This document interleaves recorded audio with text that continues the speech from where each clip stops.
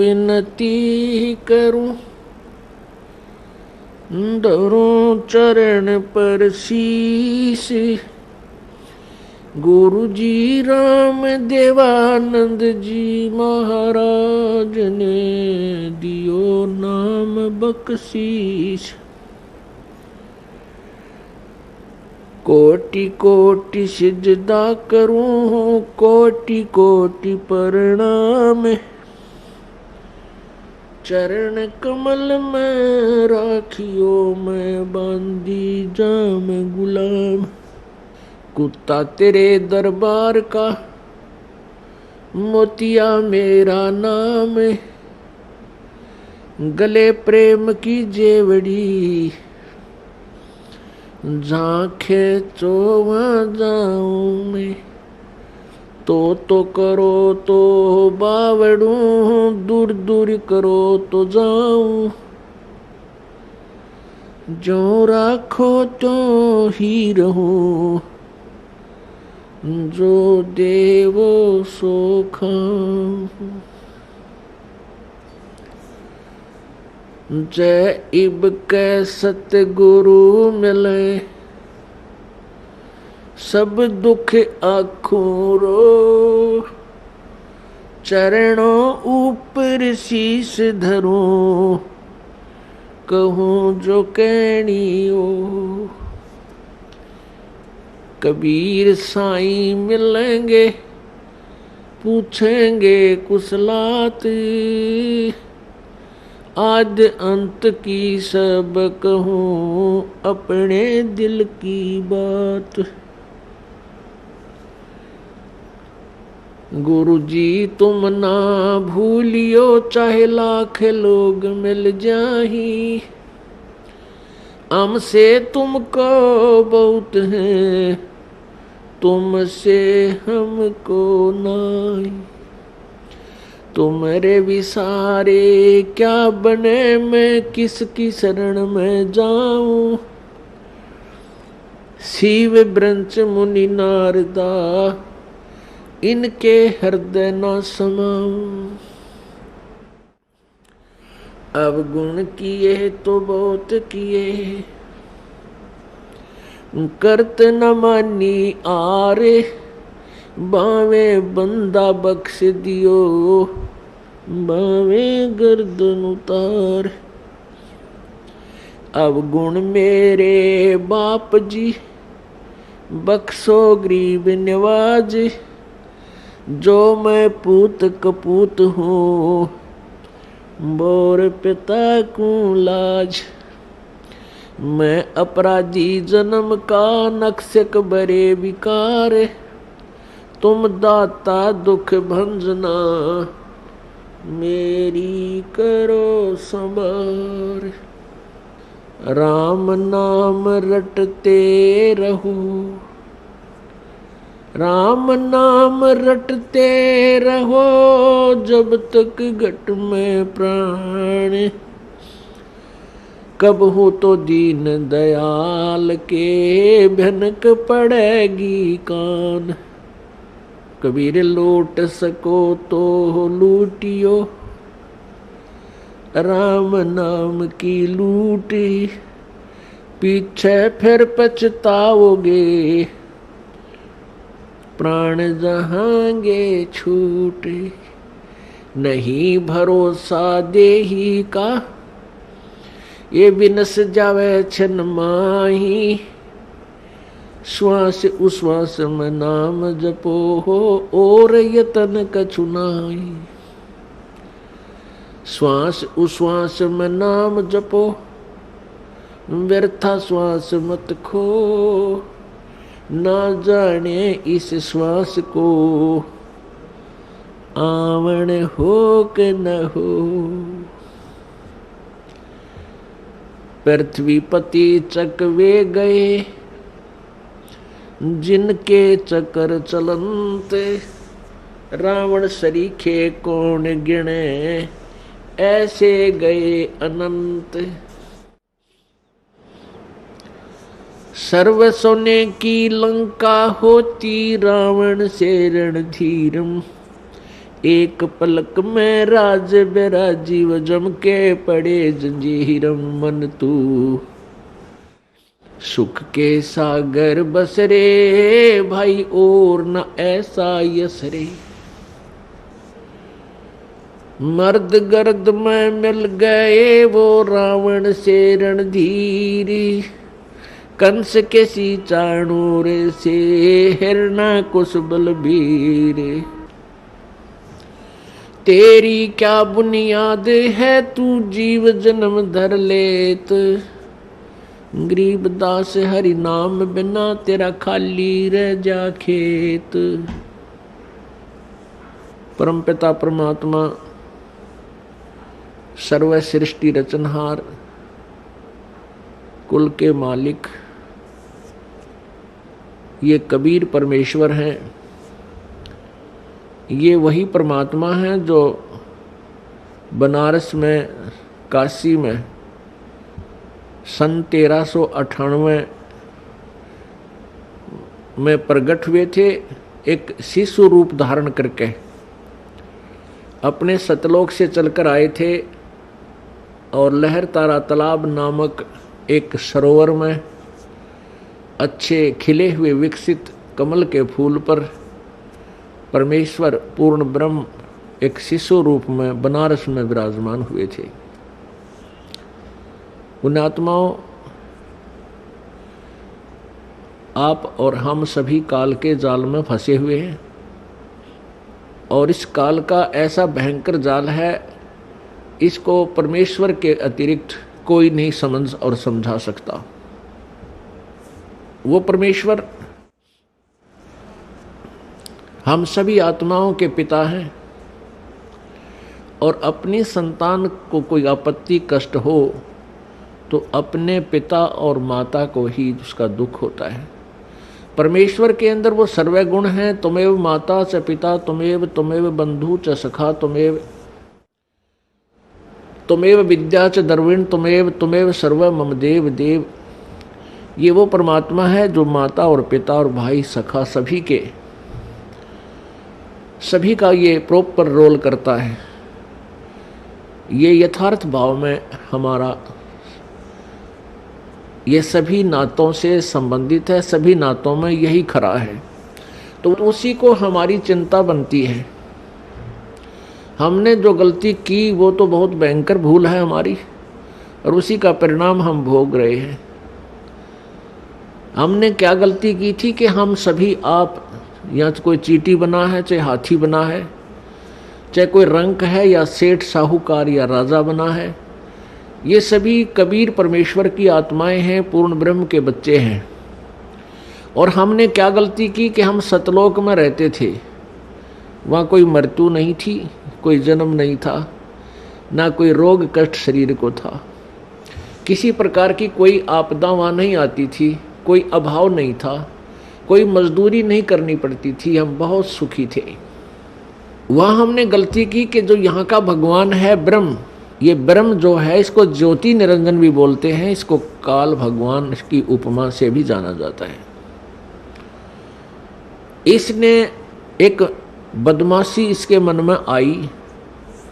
इसने क्या किया कि अलग राज्य प्राप्त करने के लिए 70 युग तक तप किया, सतलोक में एक पैर पर खड़ा होकर। और हमने भूल क्या की, हम अपने पिता परम पिता परमेश्वर कबीर देव से मन हटाकर और इस काल भगवान को चाहने लग गए। केवल इसकी इस भक्ति को देखकर एक पैर पर खड़ा होकर ये तपस्या कर रहा था। केवल हम इसकी इस कला पर, इस अदा पर आसक्त हो गए और हम अपने पिता जो हमें सर्व सुख दे रहा था, ना कोई मृत्यु थी, ना किसी का बेटा मरे था, ना बेटी मरे थी, ना कोड लगे था, ना कोई किसी प्रकार की कोई आपत्ति नहीं आने देता था, उस परमात्मा को त्याग दिया क्योंकि हम सुखी गणे थे वहाँ पर। और हमें ये मालूम नहीं था कि हमें इतने कष्ट भी आ जाएंगे। अपनी नालायकी के कारण हम इस ज्योति निरंजन को चाहने लगे और जिस परिणाम स्वरूप हम इसके जाल में फंस गए और यहाँ आगे इसके साथ में इसने 21 ब्रह्मांड परमात्मा से तपस्या करके प्राप्त किए। ये अलग से कहानी आपको सुनाएंगे, लेकिन यहाँ जो प्रसंग चल रहा है कि हम अपनी उस नालाकी के कारण आज इस काल के साथ आगे, जब तक हमारे सतलोक के पुण्य थे तब तक तो इसने हमें रखा ऊपर के लोकों में, स्वर्ग महास्वर्ग में। और जब हमारे पुण्य खत्म होते चले गए, क्योंकि यहाँ का विधान है कि जैसे कर्म करेगा वैसे फल मिलेंगे और पुण्य आपके होंगे। जब पुण्य क्षीण हो जाते हैं तो उसको ये यहाँ पृथ्वी पर पटक देता है। तो जब तक हमारे पुण्य थे, हमारी जेब में पैसे थे, हमारी कमाई थी, तो हम स्वर्ग रूपी होटल में वहाँ अपने मस्ती करते रहे, भगवान याद नहीं आया। और जब हम पटक दिए पृथ्वी पर, कोई कुत्ता बनाया, कोई गधा बनाया, कोई कुतिया बनाई, कोई गधी बनाई, कोई शेर, कोई पशु पक्षी जीव जंतु बनाकर यहाँ डाल दिए। और जिनके कुछ पुण्य फिर भी शेष रहे उनको मानव शरीर दिया। मानव शरीर के अंदर आप देख रहे हो कोई भी प्राणी सुखी नहीं है। मानव शरीर तो हम सबसे उत्तम मानते हैं, अन्य प्राणियों का तो आप एस्टीमेट लगा लेना वो कितने सुखी होंगे, कुत्ते गधे सूअर। मानव शरीर में भी आप और हम बिल्कुल सुखी नहीं है। अब हम झूठे सुख को सुख मान बैठे। परमेश्वर कहते हैं झूठे सुख को सुख कहे ये मान रहा मन मोदे, ये सकल चबीना काल कहा, कुछ मुख में कुछ गोद। इस काल भगवान को श्राप लग गया, एक श्राप लगा हुआ है परमेश्वर की ओर से। इसने वहां एक भयंकर गलती की थी जिसके परिणाम स्वरूप इस काल को श्राप लगा हुआ है 1 लाख मानव शरीरधारी प्राणियों का नित आहार करने का। मानव शरीरधारी प्राणियों का 1 लाख का प्रतिदिन ये ग्रास करता है, आहार करता है, खाता है। इसके लिए इसने हम सभी को यहाँ रोक रखा है, जैसे कसाई बकरे पालता है। अब पुण्यात्माओं, ये परमेश्वर कबीर जी द्वारा दिया गया ये ज्ञान है, ये दास आपको व्याख्या कर रहा है और ये परमात्मा का बताया हुआ है। इस पर बहुत गहराई से सोचना, इसको केवल एक कथा मत समझना। ये 100% सत्य, ये सत्य कथा है, केवल इसको दंत कथा मत मान लेना। जितना भी आप इस ज्ञान को समझते चले जाओगे उतना ही आप गहराई से चिंतन करने में को विवश हो जाओगे। अब जैसे कसाई बकरे पालता है, उन बकरों के लिए वो बहुत व्यवस्था करता है, उनको चारा चराता है, उनको पानी पिलाता है, गर्मी सर्दी से बचाता है, उसके ऊपर कोई छान डाल देता है, कोई शेड बनाता है। तो अबोध बकरे बकरियां उस कसाई को अपना एक अच्छा मालिक मानते हैं, दयालु मालिक मानते हैं। किस दृष्टिकोण से? कि ये हमारी कितनी केयर टेक करता है, कितनी देखभाल कर रहा है, पानी पिलाता है, चारा चराता है, तालाब बना रखा है, किधर चरागा बना रखे हैं, चारों तरफ बाड़ लगा रखी है, कोई हिंसक पशु आकर इनको खा ना जाए, रोक रखे हैं। अब वो इसी कारण से उस कसाई को अपना दयालु मालिक मानते हैं। और जब वो कसाई उन बकरों के उस बाड़े में जाता है, स्थान पर जाता है, तो बकरे उस मालिक को एक दयालु मालिक मानकर उस व्यक्ति को उसकी तरफ भाग लेते हैं प्यार देने के लिए। कोई उसके ऊपर पैर डालकर प्यार देना चाहता है, कोई जीभ से चाटता है, और वो कसाई उनको ऐसे हाथ पकड़कर देखता है, और बकरे उसकी बाजू को अपनी जिह्वा से प्यार देते हैं, चाटते हैं जैसे बहुत लाड करया करें। और वो कसाई देख रहा होता है कि यूँ कितने किलो का बिकेगा, कितना मांस हो गया इनमें, वो ऐसे देखता उनको, और वो सोचते हैं कि ये हमारा दयालु मित्र में प्यार कर रहा है, हमारा मालिक है। पुण्यात्माओं, जैसे हम यहाँ देखते हैं कितनी विस्तृत भूमि है, इसके ऊपर कितने अच्छे बाग बगीचे, फलदार वृक्ष, काजू किस्में, सेब संतरे, और कितने अच्छे शीतल और स्वादिष्ट मधु जल की दरियां बह रही हैं। जमीन के नीचे कितना एयर कंडीशन ला रखा है, गर्मियों में ठंडा जल और सर्दियों में गर्म। अब ये और कितनी अच्छी हवा चल रही है, सूरज दिन रात बन रहे हैं, सूर्य उदय हो रहा है, अस्त हो रहा है। इस व्यवस्था को देखते हैं तो ऐसा लगता है जैसे ये तो भगवान ने पड़ा है। कितना अच्छा भगवान है, कितनी हमारी सुनियोजित, हमें कितना अच्छा आहार दिया है, कितना अच्छा हमारे रहने की व्यवस्था की है।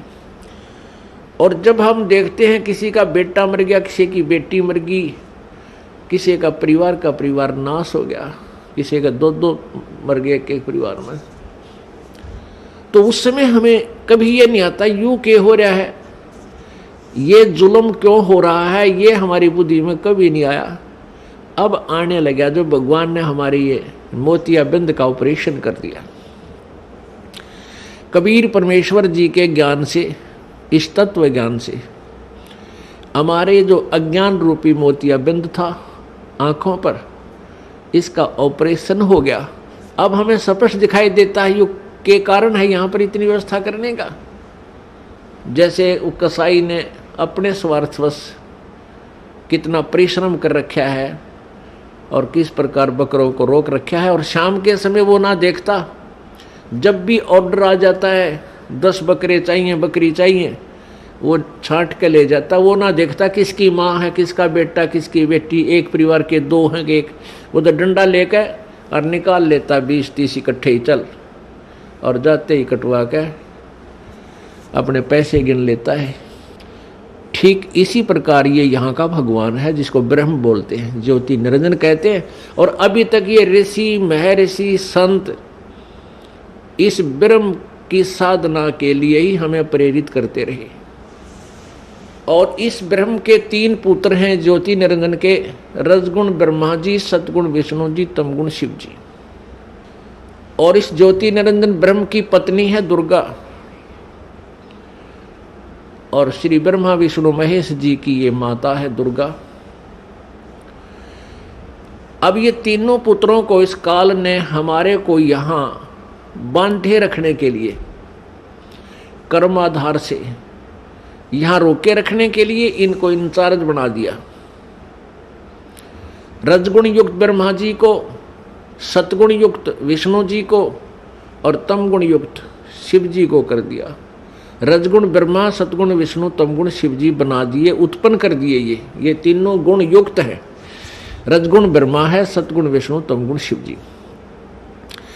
अब इस एक ब्रह्मांड में 3 लोकों के ऊपर, एक पृथ्वी लोक, एक ऊपर स्वर्ग लोक और नीचे एक पाताल लोक, इन 3 लोकों पर एक एक विभाग के मंत्री बना दिया इनको।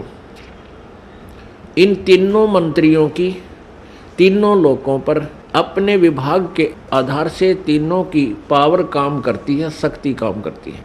श्री ब्रह्मा जी के इस रजोगुण के प्रभाव से सभी प्राणी संतान उत्पत्ति करते हैं, जीव के बस की बात नहीं। और श्री विष्णु जी सतगुण, अब सतगुण के प्रभाव से हमारा एक दूसरे में मोह ममता, संपत्ति में मोह, पति पत्नी का आपस में लगाव, बच्चों में ममता, भाई बहन का प्यार, ये इतना जबरदस्त है कि हम इनसे दूर नहीं हो सकते, चाहे कितना जोर लगा लें। और तीसरा तमोगुण है, जरा सी बात पर लट्ठम लट्ठा एक दूसरे ने मार डालें, कत्लेआम कर दें। ये भगवान शिव जी के अंदर सतोगुण है, उसका प्रभाव से हम ऐसा यहाँ सब कर रहे हैं। अब जैसे एक मकान में 3 कक्ष हैं या 4 कक्ष हैं, और रसोई के अंदर छौंक लगा मिर्चों का। रसोई के अंदर तो वो मूल वस्तु है, मिर्च है, छौंक है, और उसका निराकार शक्ति ने जाकर अन्य कक्षों में बैठे व्यक्तियों को भी प्रभावित कर दिया और उनको भी छींकें आने लग गई। उनके बस की बात नहीं उन छींकों ने वह रोक दे। तो इसी प्रकार पुण्यात्माओं, परमात्मा कबीर देव ने, कबीर साहब ने इस यथार्थ ज्ञान को हमें समझाया कि ये ऊपर तीनों भगवान रजगुण ब्रह्मा, सतगुण विष्णु, तमगुण शिव जी की अलग अलग राजधानियां हैं, अलग अलग लोक हैं। वो अपनी राजधानी में बैठकर, अपने लोक में बैठ करके वहां से सबको कंट्रोल करते हैं, और उनके शरीर से निकल रही वो निराकार शक्ति, जैसे ब्रह्मा जी से रजगुण शक्ति और विष्णु जी से सतगुण और शिव जी से तमगुण, वो शक्ति, वो जैसे छौंक वाली निराकार जो प्रभाव शक्ति, उनकी वो आकर के हम सभी 3 लोक के प्राणियों को अपने हिसाब से प्रभावित किए हुए। हमारे बस की बात नहीं, ये जीव के बस की बात नहीं। इसके लिए ये ऐसा क्यों किया है कि काल को 1 लाख मानव शरीरधारी प्राणी प्रतिदिन खाने को चाहिए, और उसके कारण हम यह संतान उत्पत्ति करते हैं। प्रत्येक प्राणी संतान उत्पत्ति करता है, और फिर ममता आपस में, आपने देखी होगी बंदरिया अपने बच्चे को सीने से लगाए फिरती है। चिड़िया देखी होगी आपने, ये पक्षी देखे हैं, अपने मुख में आहार लाते हैं कहीं से और घोंसले में बैठे अपने बच्चों को आकर खिलाते हैं। आप बाद में खाते हैं, पहले उनको छिकाकर फिर जाते हैं। कितना प्यार है वो बच्चे कौन से उनके बुढ़ापे में उंगली पकड़ेंगे को उन पक्षियों की। चलो हम तने सोचा मैं एक बार बुढ़ापे में सेवा कर देंगे, बच्चे इसलिए हम पैदा कर रहे हैं, इनको इसलिए पाल रहे हैं, नहीं। बुढ़ापे में तो परमात्मा की भक्ति ही हमें सहारा देगी, तब जब वह बात बनेगी। अरे कलयुग के पुत्र तय तो अपने बेराजी सी सेवा करेंगे, और कैसी कर रहे हैं ये आपको खूब विदित है। तो ये सब कारण क्या है? काल ने हमें यहाँ बाई फोर्स और धोखा देकर हमें यहाँ पर रखा हुआ है। अब ये कितना सुंदर शरीर हमें नजर आता है अपना, अपने शरीर की रक्षा के लिए, इसमें कोई बीमारी हो जाए या सर्दी से बचाने के लिए कितनी व्यवस्था करते हैं, और इसको बनाए रखने के लिए, जीवित रखने के लिए, इसी के लिए हम सारा दिन लगे रहें पेट भरने की खातिर। और ये क्या है? ये काल का सुनियोजित एक जाल है, षड्यंत्र है। उसके द्वारा दिया गया हमारे को मिट्टी का खिलौना है। बेटा और बेटी ये मिट्टी के खिलौने बनाकर हमारे को दे दिए, और हम इनको अपना इन्हीं में उलझे हुए हैं। कल को पुत्र की मृत्यु हो जाती है, अपने हाथों फूंक आते हैं, राख बन जाती है, उसकी शकल सूरत भी पहचान में नहीं आती है, कौन था, कहाँ गया। तो ये धोखा नहीं तो क्या है? ठीक है, पुत्र नाम रहे, हम खुश रहते हैं, लेकिन ये हो रहा है, सबको मालूम है। पुत्री मर जाती है, पत्नी मर जाती है, पति मर जाता है, माता पिता की मृत्यु होती है, कहाँ गए वो? राख बन जाती है। तो ये कैसा हमारे साथ धोखा किया इसने? हमारी इतनी बुद्धि छोड़ रखी है इस काल भगवान ने। जैसे भैंस का बच्चा मर जाता है, व्यापारी लोग क्या करते हैं, उस बच्चे के ऊपर की चाम को उतार लेते हैं, उतरवा लेते हैं किसी बनाने वाले से, और उसमें भूस भरवा देते हैं, और ऊपर से सिलाई करके एक पूछड़ लटकती रह जाती है उसकी दूम। और उसको उस भैंस के सामने लाकर टांग देते हैं। वह भैंस उसको अपना बच्चा मानती है और उसको उठाकर जब चलता है तो वह भैंस उसके पीछे पीछे ऐ ऐ करती हुई और भागती रहती है। जहाँ उसको रख देता है वहीं खड़ी हो जाती है। अब उसको ये नहीं पता इसमें क्या है, ये तेरा बच्चा नहीं है। इतनी बुद्धि हम सबकी यहाँ काल भगवान ने छोड़ रखी है और हम इन नकली साजबाज को, इस अपनी कार और कोठियों को, पुत्र पुत्रियों को, बेटा बेटियों को और पति पत्नी को, माता पिता को हम ओरिजिनल मान के इनमें इतना लगाव बना बैठते हैं। पुण्यात्माओं, कहने का भाव ये है कि पहले हमने इस काल के इस षड्यंत्र को समझना होगा। फिर षड्यंत्र समझ में आने के बाद फिर क्या है कि जैसे यहाँ कोई भी आपका बेटा है, बेटी है, माता है, पिता, बहन, भाई है, ये सभी अपने हैं। चाहे कोई रिश्तेदार है या बाहर वैसे कोई प्राणी है, दूर देश का है, गांव का है, कोई भी प्राणी है, ये सब अपने ही हैं। हम एक पिता की संतान हैं। अब हम यहाँ काल के जाल में फंस गए और यहाँ की जो मर्यादा, यहाँ की व्यवस्था, यहाँ का नियम कानून ऐसा है, तो फिर हमने अपने बच्चों को, भाइयों को, बहनों को, मित्रों को, जो भी हमारे संपर्क में आवे, उनको सबसे बड़ा उनका उपकार ये है कि उनको इस काल के जाल से परिचित करावें। और फिर आपके बेटे हैं, बेटी हैं, आपके भाई हैं, बहन हैं, माता पिता हैं, इनकी हमने सेवा करनी है। इनका जैसे भी हमारा इनको रोल है, इनके प्रति जो कर्तव्य है, वो हमने भगवान से डर कर उसको पूरा भी करना है, क्योंकि ये सभी परमात्मा के बच्चे हैं और यहाँ सभी दुखी हैं। अब जैसे माता पिता जो बूढ़े हो जाते हैं, असहाय हो जाते हैं, अब उनकी सेवा करना आपका परम कर्तव्य बना है। क्योंकि माता पिता जब बच्चा या बेटा या बेटी उत्पन्न होती है, बेटी उत्पन्न होती है, उसका तो उद्देश्य पता होता है ये तो पराई होनी है, उसको भी प्यार से पालता है, अपने सीने से लगाकर, ऐसा नहीं, क्योंकि उसको ये मालूम है कि हमें भी कोई ऐसे एक पाल कर एक बेटी देगा। और उसका मुख्य उद्देश्य बेटे के ऊपर रहता है कि बेटा बड़ा होगा, पुत्रवधू आवेगी और हम बूढ़े हो जाएंगे, हमें हमारी सेवा करेंगे, हमें बैठों को खाना देंगे, उंगली पकड़ कर इधर उधर हमें ले जाया करेंगे।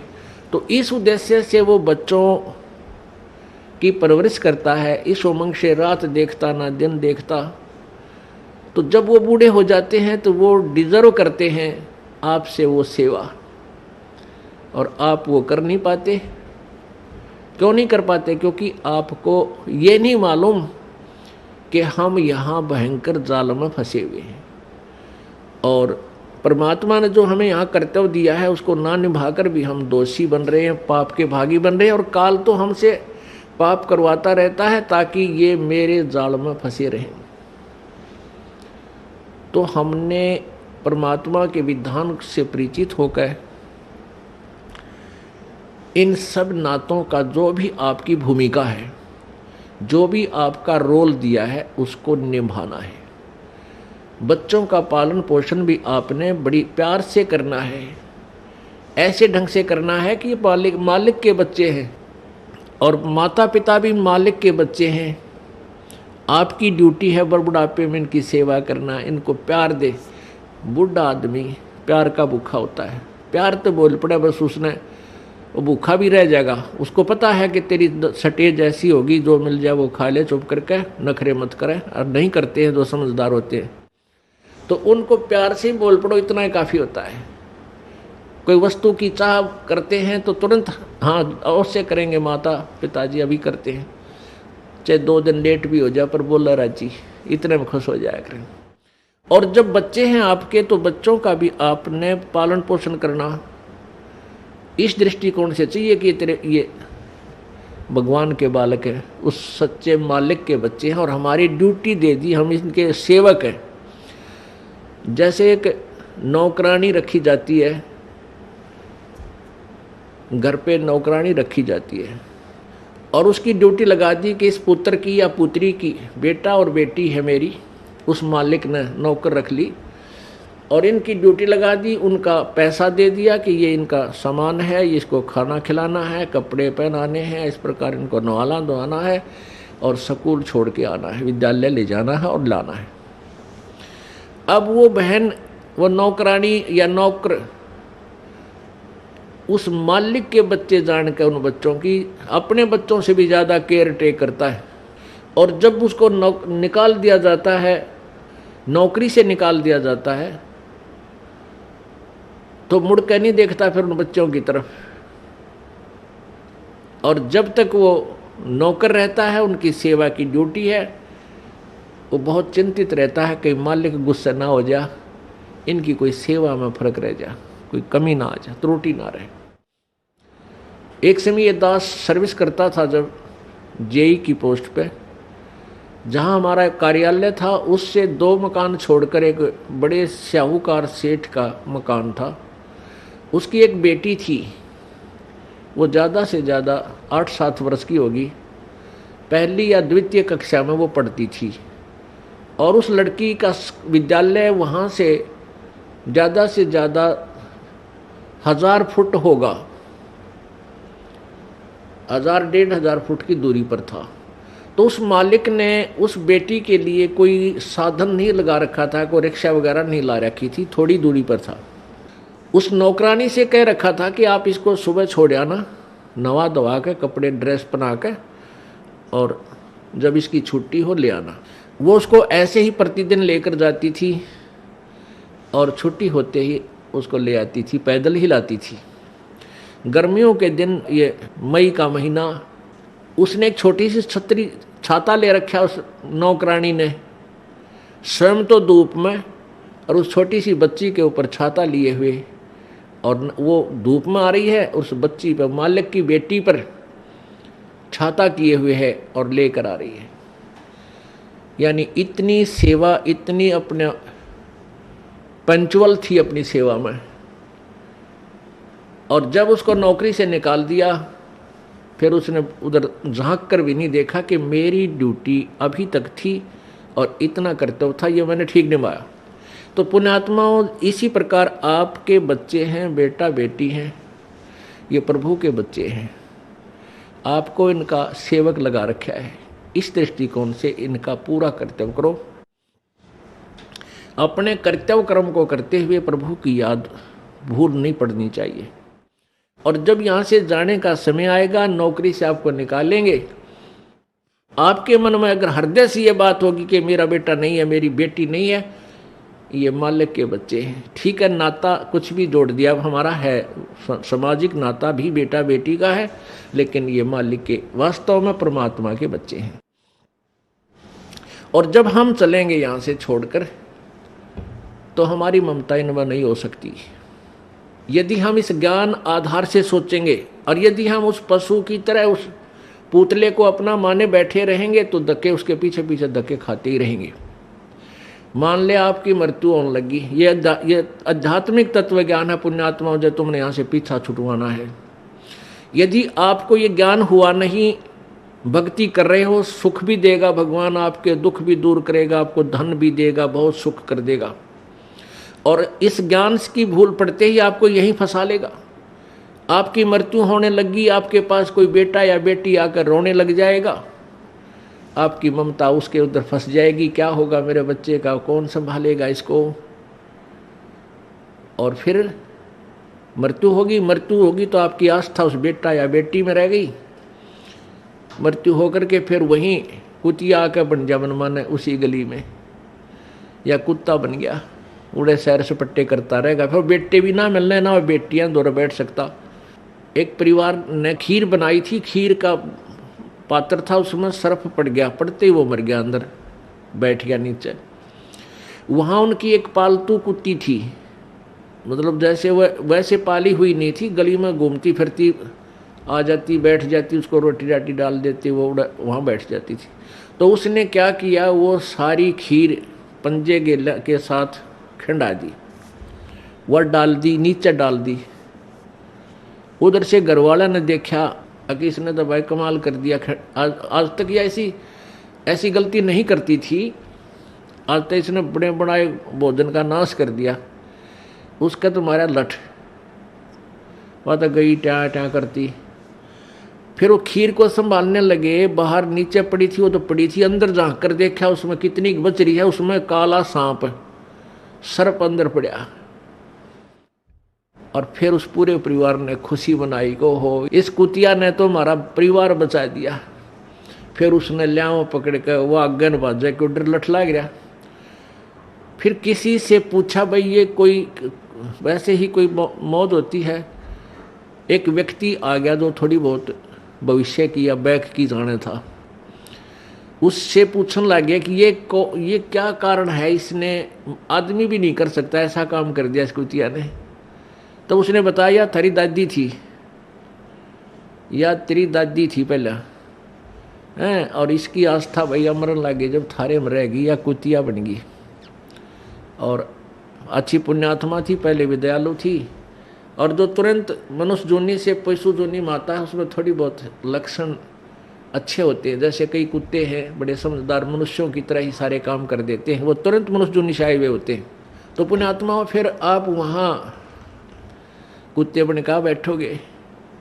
तो अध्यात्म यदि आपने इस विद्यालय में प्रवेश पाया है, पहले इसका उद्देश्य समझ लेना। इस विद्यालय का उद्देश्य है आपका यहाँ जन्म मृत्यु से सदा के लिए झंझट छुटवा देना और सतलोक में वहाँ भेज देना जहाँ कभी दुख नहीं, कभी मृत्यु नहीं, कोई रोग नहीं, कोई कोड नहीं, कोई आपदा नहीं आती, किसी चीज का अभाव नहीं, जहाँ हम पहले रहते थे। अब जब तक आप मालिक के चरणों में रहोगे तो यहाँ का सुख तो आपको मिलेगा मिलेगा। आपके भाग्य में ना होगा तो भी दाता आपको देगा। ये दयालु है, ये समर्थ है, इसके पास फुल पावर है। और फिर आपकी मृत्यु तो होगी, क्योंकि यहाँ तो कोई रह ही नहीं सकता। इस मिट्टी के खिलौनों में कितने दिन रह सकता है? हजार हजार वर्ष तक भी जीवित रह कर देख लिया ऋषियों ने अपनी अटकलों से, आखिर में फिर मृत्यु हुई। यहाँ तो मृत्यु होगी, वो दिन तो डेफिनेटली आओगा जिस दिन आपने यहाँ छोड़ना ही पड़ेगा, चाहे कितना काम रह रहा हो। आज जो स्थिति आपकी है, यदि आप इसको अभी से सेट करके चलोगे कि परमात्मा आपकी इच्छा कभी ले चलियो, यदि आपने मोक्ष उद्देश्य रखना है, उसमें फिर अग्रम अग्रम नहीं रखनी कि यो काम रह गया, ऐसा नहीं हुआ, भगवान इतना और हो जाता फिर काम बढ़े, नहीं।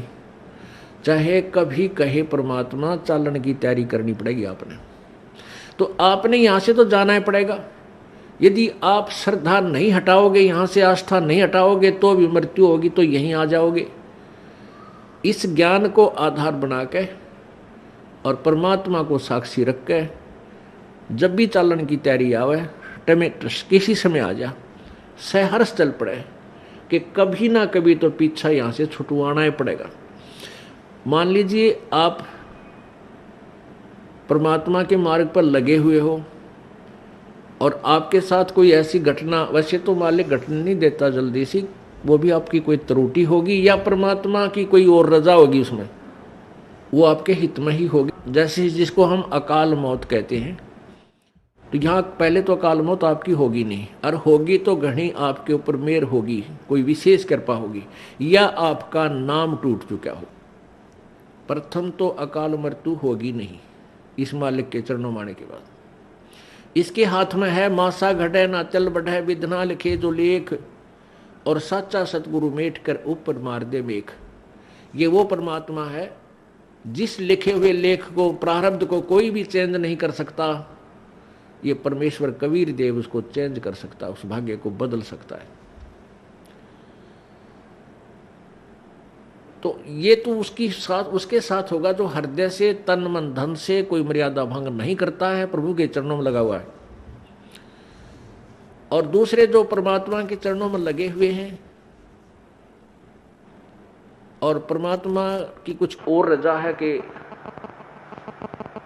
कई कारण हो जाते हैं पुण्यात्माओं, तो उसको ऐसे अकाल मौत, वो स्वयं ही अकाल मौत मृत्यु करेगा उसकी। और तुरंत ही उसको दूसरा जीवन देकर पार करेगा। वो उसने अपनी आत्मा को देखना है। हम तो अपना स्वार्थ देखें। जैसे किसी की माँ मर जा, चाहे 70 साल की हो रही है, तो याद आवे है कि भाई पाछी बालक खिलाओ थी, पोत्या ने राजी रखे थी, घर की रुखाड़ करे थी, ये बना मरे तो बढ़िया है। तो हम तो अपने स्वार्थ ने कर रहे हैं। जय उस माता जी का हो जा बीमारी, कोई रोग हो जा, दस्त लग जा, खाट पे लेट जाओ, तो हफ्ते अंदर हाथ जोड़ लेंगे सारे, है भगवान माँ की माटी उसंगवा ले, परमात्मा इसने उठा दे। तो कहने का भाव ये है कि यदि परमात्मा किसी भी समय पर अपने सच्चे भक्त लगा हुआ ठीक है और उसको ऐसी कोई घटना करता है, ऐसी कोई घटना होती है अकाल मृत्यु की, दो कारण से होगी। या तो आपका नाम खंड हो चुका है, उसने आपको काल ले गया, या परमात्मा अपने हिसाब से वहां से तुरंत दूसरा जन्म देकर आपको पार करेगा।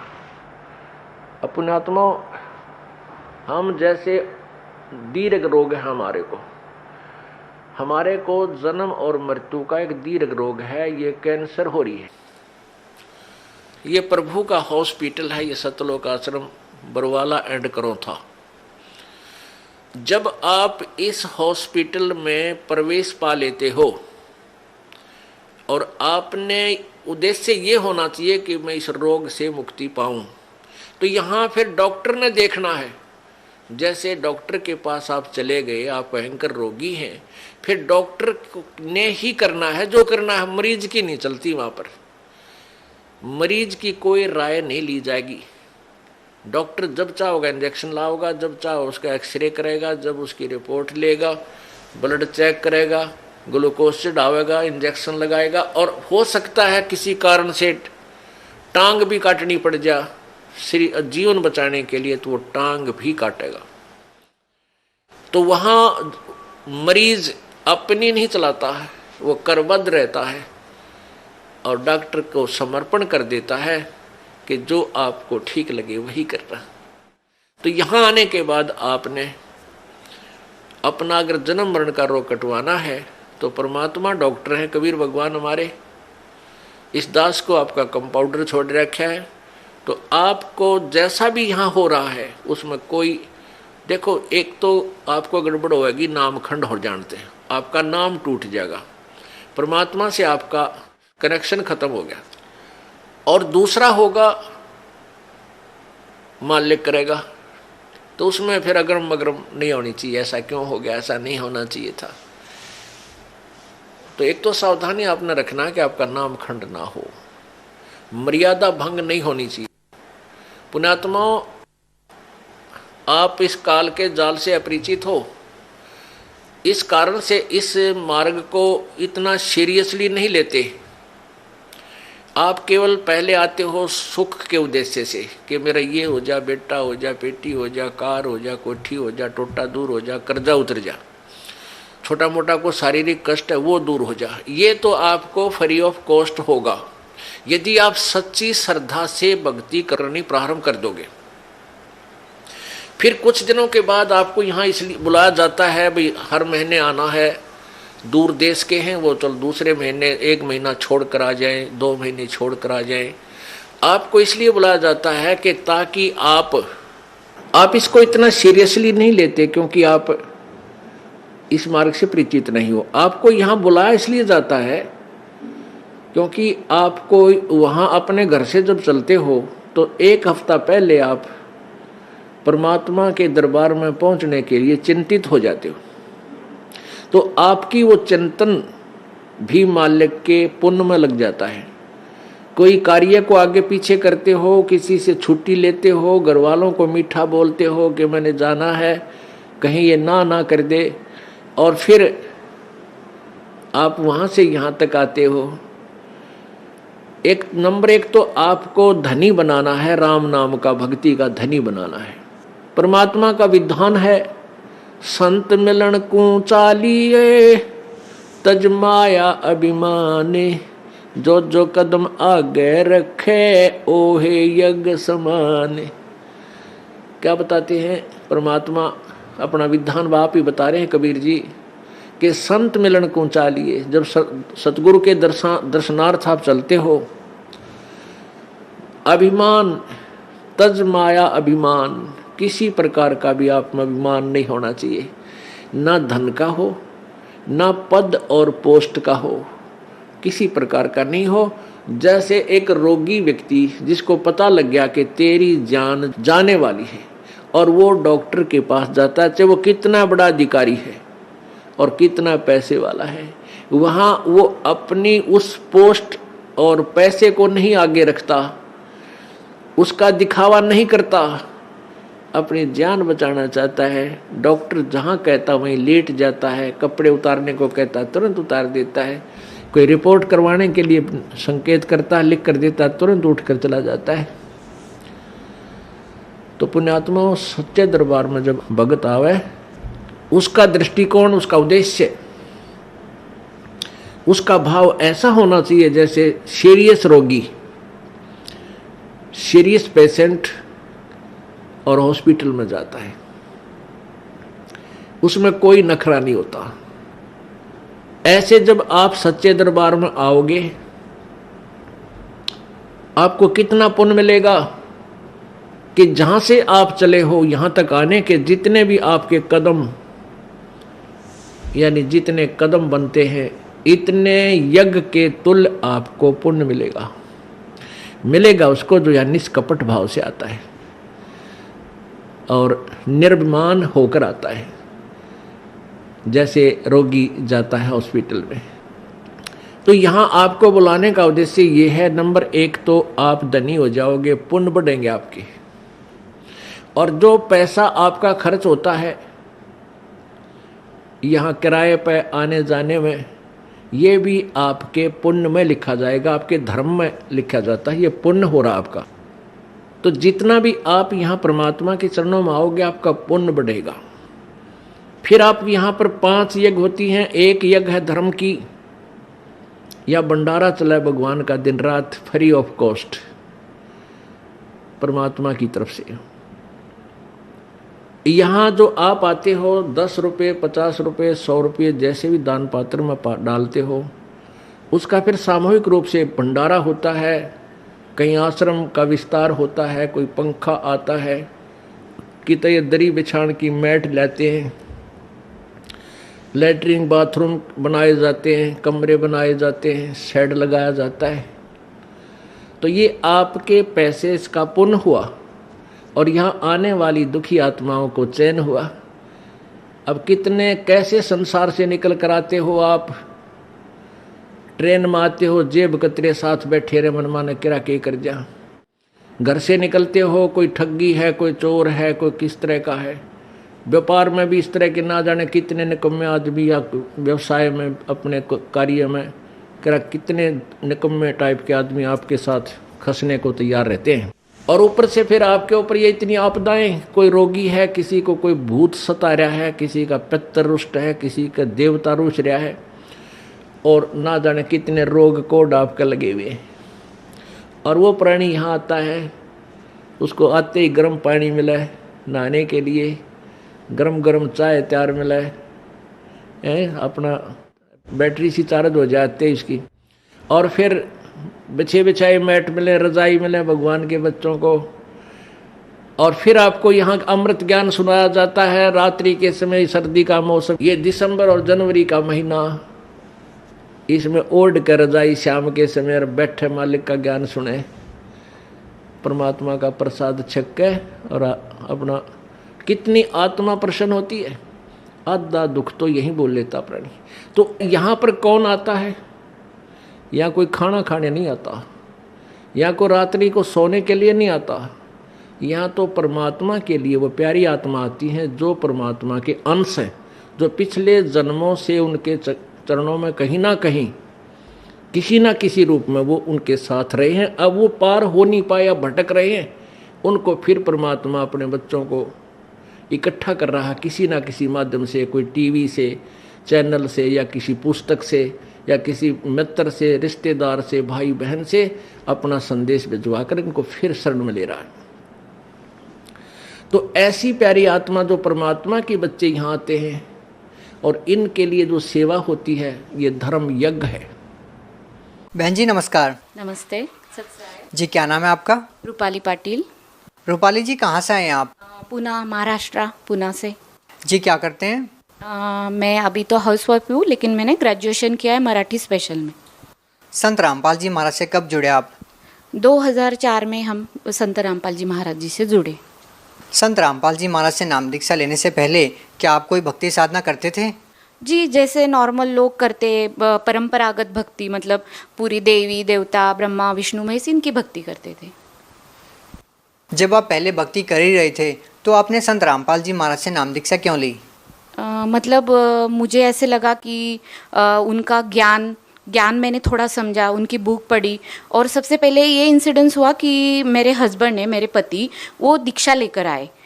फिर उन दीक्षा लेकर आए तो मैंने उनको लिया कि क्या गुरु दीक्षा लिया आपने, कौन से भगवान है, क्या है? बोलते नहीं मुझे इतना पता नहीं, मैंने दीक्षा ले ली। और फिर उन्होंने मुझे नियम बताए, और वो जो नियम थे कि कोई नशा, मतलब क्या, ड्रिंकिंग नहीं, दारू नहीं, बीड़ी नहीं, सिगारेट नहीं, तंबाकू नहीं, मांस नहीं, व्यभिचार नहीं, चोरी नहीं, ठगी नहीं। तो मुझे वो नियम इतने अट्रैक्ट हुए कि देखो मैंने आज तक ऐसे कोई संत नहीं सुने कि ये नियम मतलब मेरा जो लाइफ के तरफ एक गोल था कि इंसान का लाइफ कैसे होना चाहिए, कि उसके लाइफ में सब परफेक्ट होना चाहिए। उसका जो हस्बैंड है तो वो उसे कोई व्यसन नहीं चाहिए, मतलब व्यसन नहीं है उसके साथ। अगर ये नियम मतलब सोचो कि किसी पराई नारी के तरफ बहन बेटी के भाव देखो, उसको रिस्पेक्ट करो, चोरी नहीं, ठगी नहीं, कोई 2 नंबर का काम नहीं। मैंने बोला मुझे पहले से, वैसे मैं सोशल इसमें ना, सोशल जो इशू होते उसमें पहले से बचपन से मुझे इंटरेस्ट था कि अपना समाज कैसे होना चाहिए, जो भी एक होता है अच्छा समाज होना चाहिए, बुराई नहीं होनी चाहिए, कुरीतियाँ नहीं होनी चाहिए। और संत रामपाल जी महाराज के नियम पढ़ के मुझे बहुत खुशी हुई, अच्छा लगा। ज्ञान तो मैंने सोचा इतना मैंने सुना नहीं था, लेकिन तब तक उनका नियम सुन के मुझे अट्रैक्शन हुआ और मैंने बोला चलो बहुत अच्छा काम किया। और मुझे क्यों और अच्छा लगा कि उसमें जो था ड्रिंकिंग का, मतलब कोई ड्रिंकिंग नहीं करना। तो जैसे हम, मेरे पति का जो बिजनेस है वो इसका है, मतलब ऑटोमोबाइल साइड का था, तो हमेशा पार्टी में जाना या थोड़ा बहुत दोस्तों के साथ उनके फोर्स से, मतलब उनको पसंद नहीं था, लेकिन दोस्त, आजकल का जो ट्रेंड हो गया है हाई फाई सोसाइटी, मतलब क्या ड्रिंक्स नहीं किए तो आपको गांव के जैसा समझा जाता है। तो उस प्रेशर से वो ड्रिंक करते थे कभी कभी। तो घर में आके हमारा झगड़ा होता था कि मैं बोलती थी क्यों, मुझे पसंद नहीं है, आप क्यों करते हो और क्यों दोस्तों का सुनते, मेरा सुनो, घर में एक साथ रहना है। और ये कोई अच्छी चीज़ नहीं है कि आप किसी के प्रेशर में आके ड्रिंक्स करना। सिर्फ सोसाइटी एक अपना एक जो स्टेटस है वो लेवल के लिए आप ड्रिंक क्यों करना है। मैंने बोला हमारा हमेशा का ये प्रॉब्लम था, सब कुछ अच्छा था, वो मुझे रिस्पेक्ट करते, सब कुछ फैमिली सब कुछ अच्छा था, लेकिन मुझे ये जो उनका गुण था कि कभी कभी ड्रिंक्स करने का, वो बिल्कुल पसंद नहीं था। और जैसी उन्होंने दीक्षा ली तो सोचो मेरा वो पूरा टेंशन ही फिनिश हो गया। देखिए जैसा कि आप बता रहे हैं कि आपने नियम पढ़े जिसमें लिखा हुआ था कि नशा नहीं करना, व्यसन नहीं करना, किसी की तरफ बुरी नज़र से नहीं देखना। जब हम देखते हैं समाज में या अन्य संतों को जब हम देखते हैं तो सभी संत यही नियम बताते हैं, लेकिन जब हम ग्राउंड लेवल पे देखते हैं तो क्या वास्तव में ये चीज़ें फॉलो होती है? जी, मैंने तो जितने मैं अभी महाराष्ट्र पुणे से हूँ, या बचपन से लेके महाराष्ट्र में, मतलब पहले जलगांव से लेके पुणे तक मेरा जो जर्नी हुआ है, तो मैंने तो देखे, मैंने संत बताते हैं, लेकिन आज तक मैंने कोई भी उनके अनुयायी, जैसे अदर संत है, जैसे बहुत सारे हैं अभी जो गुरु है, उनके कोई भी अनुयायी ये नियम फॉलो बिल्कुल नहीं करते। वो ओनली क्या बोलते हैं उनके, मैंने तो ये भी देखा है कि उनके गुरुजी जो होते हैं दूसरे, जो संत रामपाल जी महाराज को छोड़ के जो आज इस धरती पे जितने भी गुरु है वो सब बताते ठीक है भाई, थोड़ा बहुत कर लो, आ जाओ दीक्षा ले लो, थोड़ा बहुत कर लो, जब मन होगा डाल दो। लेकिन मुझे ये पसंद नहीं था और मैंने भी खुद ने देखा कि कोई फॉलो नहीं करता है। आप एक शिक्षित महिला हैं, आपने बताया कि आपके पति ड्रिंक करते थे, आपको वो बिल्कुल अच्छा नहीं लगता था और आपके झगड़े होते थे। लेकिन उन महिलाओं की बात की जाए जो बहुत ही गरीब है, निचले तबके से आती हैं, उनके पति जब इस तरह के नशे करते हैं तो आप सोच सकते हैं कि उनके परिवार के भरण पोषण के लिए जो कमाई होती है उसका बहुत सारा हिस्सा वो नशा करने में लगा देते हैं। तो उनके घरों में कितने झगड़े हो सकते हैं, इस बात का अंदाज़ा आप बखूबी लगा सकते हैं। आप उन महिलाओं के लिए क्या कहना चाहेंगे जिनके पति बहुत ज़्यादा नशा करते हैं और बहुत सारी बुराइयों में लगे हुए हैं? हाँ नहीं, उन महिलाओं के लिए तो मैं कह सकती हूँ, देखो आज तक सरकार ने तो कितने सारे नियम निकाले कि दारूबंदी कर दो, यहाँ ये कर दो, और लेकिन हमने जैसे सोचा, पेपर में देखते हैं, न्यूज़पेपर में पढ़ते हैं, टीवी में पढ़ते हैं, ओनली नियम सिर्फ है ना फॉलो करने के लिए नहीं है, वो नियम सिर्फ कागजों पे है। ये योजना निकाली, वो योजना, एक मोर्चा निकाला, पैसे देके भी मैंने फॉलो किया है। मैं सोशल वर्क में मुझे इंटरेस्ट था, मैंने देखा है पहले कि लोग सिर्फ नियम है ना ये करते क्या करते हैं, सिर्फ बनाते हैं, लेकिन उसका वो जो अवलंबन मतलब जो करना है वो कुछ भी उसका 0% है, कुछ भी आज तक। तो फिर अब तक तो फिर कितना समाज कब से ये चल रहा है, तो हम तो सुधर चुके होते। अभी जैसे कि आपने बहुत सारी बातें बताई, लेकिन लोगों को ये लगता है कि किसी संत से नाम दीक्षा ली जाए, संत से जुड़ा जाए तो उसको आर्थिक लाभ हो, शारीरिक लाभ हो, मानसिक लाभ हो, उसको आध्यात्मिक लाभ हो। हम आपसे पूछना चाहेंगे कि आपको संत रामपाल जी महाराज से नाम दीक्षा लेने के बाद आपको क्या क्या लाभ हुए हैं? जी, हमें तो इतने सारे लाभ हुए, अगर अभी हम गिनवाते बैठेंगे तो ये मेरा मतलब क्या बोलते हैं ना, ये दिन रात कम पड़ेगा। लेकिन जो स्पेशली थोड़े बहुत जो मुझे लाभ है, मैं थोड़ा ही आपको बताऊंगी। कि पहले सबसे पहले लाभ था तो मतलब मुझे खुद को ही डॉक्टर ने बोला कि आपको मतलब प्रॉब्लम है गले में, और जो मुझे एक ऐसे गांठ हुई थी बड़ी, तो उन्होंने, मैंने जैसे ट्रीटमेंट स्पेशलिस्ट के पास गई तो उन्होंने बोला कि आपको शायद, हमें लग रहा है कि ये आपको कैंसर का ही है, और आप सुशिक्षित हो, पढ़े लिखे हो, ज़्यादा देर मत करो, जो भी होगा मेडिकल प्रोसेस करो, और उसमें जो भी कोई आता है उस हिसाब से आपका ट्रीटमेंट करेंगे। फिर उन्होंने बताने के बाद जैसे ही हमने हमारे गुरुजी मतलब संत रामपाल जी महाराज, उनको प्रार्थना की, क्योंकि मैं तो नाम दीक्षा ले चुकी थी, मुझे विश्वास था, दृढ़ विश्वास नहीं मतलब दृढ़ विश्वास था, जो भी करेंगे तो मेरे गुरुजी करेंगे। और मैंने ना आज तक सुना था गुरुजी ये लाभ देते, गुरुजी आर्थिक लाभ, शारीरिक लाभ, आध्यात्मिक लाभ, सब लाभ देते। तो मैंने बोला अभी ना मैं खुद ही परीक्षा ले लेती हूँ, अभी तो मेरे ऊपर समय आया। तो मैंने अंतर आत्मा से प्रार्थना की, और प्रार्थना करने के बाद फिर गुरुजी को जैसे हमने बोला, मतलब आत्मा से, मैंने मुंह से नहीं बोला। और सोचो जैसे डॉक्टर ने बोला वो ट्रीटमेंट की, और मेरा जो रिजल्ट आया, मेरा जो रिपोर्ट आया, तो आप लोग हैरान हो जाओगे। मुझे कैंसर था, जब मुझे लगा कि अभी मेरी लाइफ थोड़ी है, ज़्यादा लाइफ नहीं है, मेरी पैरों के नीचे की जमीन खिसक गई कि मैं अभी क्या करूंगी। मुझे लगा मैं तो ठीक है, मैं मर गई तो मेरा बेटा है वो कैसे रहेगा, मेरा हस्बैंड तो शायद शादी कर लेगा, लेकिन मेरा क्या होगा। और मुझे तब लगा कि ये जिंदगी इतनी छोटी है, मुझे क्या करना था, और मैं कुछ भी कर नहीं सकूंगी। मैं परमात्मा को मतलब संत रामपाल जी महाराज को प्रार्थना किया, परमात्मा नहीं, मुझे अभी थोड़ा जीना है, मुझे लाइफ दे दो, मुझे इतना जल्दी नहीं मरना है, मेरे बेटे के लिए मुझे जीना है। और इतना चमत्कार हुआ। आप लोगों को चमत्कार लगेगा, आपकी भाषा में ये ऐसे लगेगा कि हम बोल रहे हैं, लेकिन नहीं, मैंने अनुभव किया है। जब खुद के ऊपर आता है ना, इंसान झूठ नहीं बोल सकता। मैं जो भी बोल रही हूँ एक शब्द सच बोल रही हूँ, क्योंकि मैंने जो 2 दिन जब तक मेरा रिपोर्ट नहीं आता, मैंने सहा है कि मृत्यु क्या होती है और जीना क्या होता है। और मेरे परमात्मा ने, गुरु जी ने, संत रामपाल जी महाराज ने इतना प्रार्थना हमने लगाने के बाद उनका ये आया, मतलब उनका मैसेज आया कि बेटा परमात्मा आपको दया करेंगे, आपके संत रामपाल जी महाराज आपके ऊपर दया करेंगे। और फिर हमने मेडिकल रिपोर्ट पाया शाम को, तो उसमें लिखा था कि मुझे सिर्फ ओनली वायरल इन्फेक्शन है। जो 4 डिसीज मुझे बताया था कि एक सर्वाइकल कैंसर, एक टीबी और 2 ऐसे थ्रोट के हिसाब से ही उन्होंने बताया था। और मुझे और क्यों लगा पता है क्या, तो मेरे साथ एक बात हुई। हमारे घर की हेरिडिटी ऐसी है, मेरे दादा को कैंसर था, मेरी जो ये है मतलब मेरे चाचा है वो खुद डॉक्टर थे, उनको तक कैंसर हुआ। और कैंसर मतलब वो लोग अर्ली एज मतलब कम एज में वो गुजर गए, सोचो।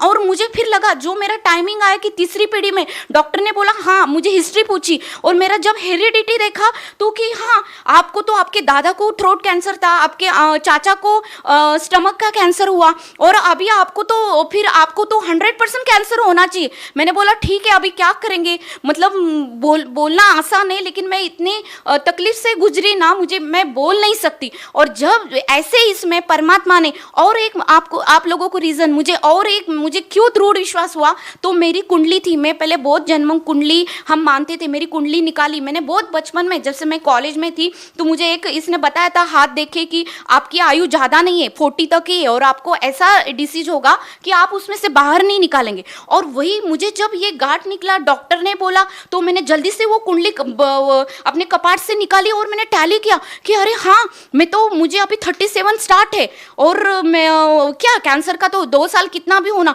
ये कोइंसिडेंस कैसे हो सकता है। इसीलिए ये सब देखे इतना, मतलब आप समझ सकते हैं ये कोई जादू मंत्र नहीं है। परमात्मा ने इतनी दया की कि इतने मेरे चांसेस 100% कैंसर के होने के बाद भी संत रामपाल जी महाराज ने मेरे ऊपर दया की। उनके मंत्र में, उनकी भक्ति में इतनी ताकत है कि मेरा कैंसर उन्होंने भगा दिया। जी भगत जी, मुझे और 2 लाभ ऐसे हुए कि एक तो इनके साथ इनका मुंबई एक्सप्रेस हाईवे पे एक्सीडेंट हुआ गाड़ी का, और इतना ज़बरदस्त एक्सीडेंट था, मतलब कंटेनर ने पीछे से 2 बार उनको डैश मारा। डैश मारने के बाद मतलब वो देखते हैं तो वो उन्होंने स्टीयरिंग पे सर रख दिया, और जैसे गुरुजी ने उनको नाम दीक्षा दी, वो मंत्र उन्होंने याद किया। फिर हम दोनों का फेस उनके सामने आया कि सोचो मेरा ये आखिरी वक्त है। और वो एक्सीडेंट से इंसान जब खुद पे गुजर जाती कि बस अभी मेरा सब फिनिश हो गया, तो उस हिसाब से उन्होंने मेरा चेहरा, मेरे बेटे का चेहरा उनके आंखों के सामने आया, और उन्होंने जो गुरुजी ने हमें मंत्र एक दिया, लास्ट में उन्होंने वो एक मंत्र जाप किया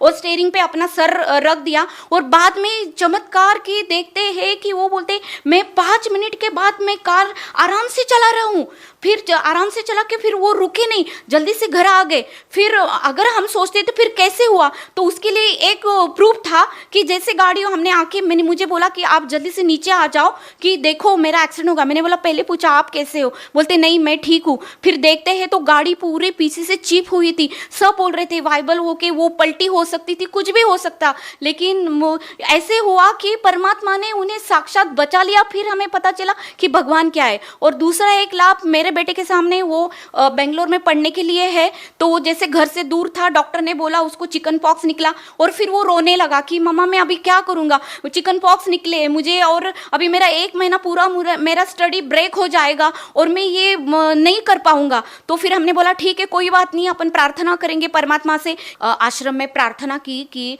देखो ऐसे हो गया मालिक, हम क्या करेंगे। तो प्रार्थना करने के बाद मालिक ने बोला कि जैसे जोत लगा दो। आपने उसको भी ध्यान आया कि मैंने जोत नहीं लगाई, और जैसे उसने इमीडिएटली जोत लगाई रात को 10:30-11 बजे, और सुबह देखते आप मतलब इतना चमत्कार की। हम भी इधर प्रार्थना की, उसने भी परमात्मा के आत्मा से प्रार्थना की, तो उसका चिकन पॉक्स पूरा गायब। तो हमने मेडिकली तो भी हमारा समाधान नहीं हुआ, तो हमने बोला प्लीज़ आप बेटा आप जाके डॉक्टर को एक बार कंफर्म कर लो कि सच में चिकन पॉक्स गायब हो गए। तो वो डॉक्टर के पास गया और डॉक्टर ने बोला कि जी हाँ, मैंने ही कल तुझे बोला था कि तुझे आया मैं मेडिसिन नहीं दूंगा, और आज मैं देख रहा हूँ तो सच में ये तो परमेश्वर ही हो सकता है ये लाभ देने वाले। हम आपसे एक और प्रश्न पूछना चाहेंगे। संत रामपाल जी महाराज जी, उनसे जो भी नाम दीक्षा लेता है उनको बहुत सारे लाभ होते हैं। आपको भी संत रामपाल जी महाराज ने बहुत सारे लाभ दिए हैं। जो लोग बहुत सारी भयंकर बीमारियों से पीड़ित हैं और जिन लोगों को आर्थिक या मानसिक लाभ नहीं हो रहे हैं, उन लोगों को आप क्या कहना चाहेंगी? मुझे ये अपने सब भाई बहनों को एक ही संदेश देना है।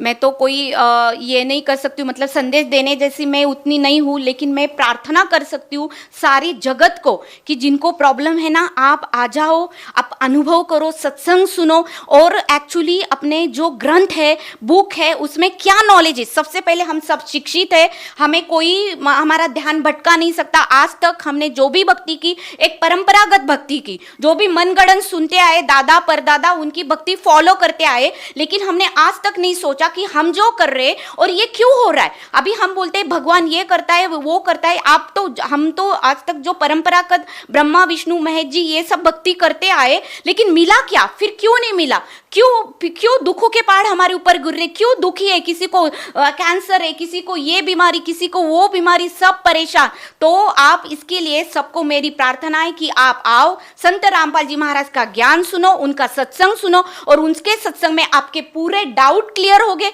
और डाउट क्लियर के बाद आप एक है, इधर ना कोई पैसे लगता है दीक्षा लेने के लिए, ना कोई आपने सुना होगा, ये सुनाई कथा है। आप जब खुद आओगे उनका दीक्षा लेंगे, उसमें तो कोई पैसे नहीं लगता और दुखी क्या नहीं करता। इसलिए दुखी लोगों को मेरी प्रार्थना है कि आ जाओ, संत रामपाल जी महाराज का नाम दीक्षा ले लो और खुद अनुभव करो। जैसे अभी आप हमारे मुंह से सुन रहे हो कि मुझे क्या लाभ हुआ, मुझे क्या मिला, आर्थिक, शारीरिक, मतलब जो भी है आध्यात्मिक, तीनों लाभ मुझे मिले। तो वैसे आपको भी आप मेरे भाई बहनों हो, मेरी भी तड़प है, जैसे मुझे मिला क्यों हमें तो आपको क्यों नहीं मिल सकता। तो फिर आपको एक काम करना है, आज संत रामपाल जी महाराज जी का सत्संग सुनो, उनका ज्ञान सुनो, खुद दीक्षा लो और अनुभव करो कि सच में ये महाराज जी क्या बोल रहे हैं और हमें क्या प्राप्त होता है। आप भगत समाज को क्या संदेश देना चाहते हैं? देखो, मैं भगत समाज को संदेश देने के लायक तो नहीं है, लेकिन मैं सबको यही प्रार्थना कर सकती हूँ कि मेरे भाई बहनों, जगत के लोगों, जागो। ये आप अभी पछताओगे, आपको क्या जा रहे हो, आप देख नहीं रहे जो भक्ति कर रहे। हम कभी उसका, अरे हम एक छोटी चीज़ लेते हैं बाजार में तो हम 10 दुकान उसके ब्रांड ढूंढते हैं, ये अच्छा है, इसकी क्वालिटी का, इसका प्रूफ क्या। और जो ये मानव जन्म जो अनमोल है, हमें एक बार मिलता है, बार बार मिलता नहीं, वो मिला है, उसका कैसे कल्याण करवाना है, ये तो आपके सामने अभी रेडी मटेरियल है। जो संत रामपाल जी महाराज बता रहे कि आओ मेरा ज्ञान सुनो और ज्ञान से आप देख लो आप जो भक्ति कर रहे हैं उसमें क्या कमी है और आपको कौन सी सही भक्ति करनी है, उसमें क्या फर्क है। संत रामपाल जी महाराज, हम सब शिक्षित है, मेरे शिक्षित समाज सबको मैं प्रार्थना करती हूँ कि आप पढ़े लिखे हो, आप श्रद्धा से भक्ति करो, अंधश्रद्धा नहीं। आप जब देखेंगे, ग्रंथ पढ़ेंगे, संत रामपाल जी महाराज जो ज्ञान दे रहे वो 101% खरा सोना है। तो आप आ जाओ, एक बार दीक्षा ले लो और जो सबको लाभ हो रहे वो आपको भी होंगे। जैसे आज हम बोल रहे हैं ना, एक दिन आप भी हमारे जगह बोलेंगे कि हाँ, गुरुजी ने हमें क्या दिया, संत रामपाल जी महाराज ने हमें क्या दिया, और आप वंचित मत रहो। शायद ये श्वास है, ये सबके पास कितना है, क्या लेखा जोखा है, ये हमें पता नहीं है, लेकिन जो भी है जल्दी से आप साहब सभी भक्तों को, जिनको भी ये वीडियो पसंद आया हो तो वीडियो को लाइक और चैनल को सब्सक्राइब करके जरूर जाएं।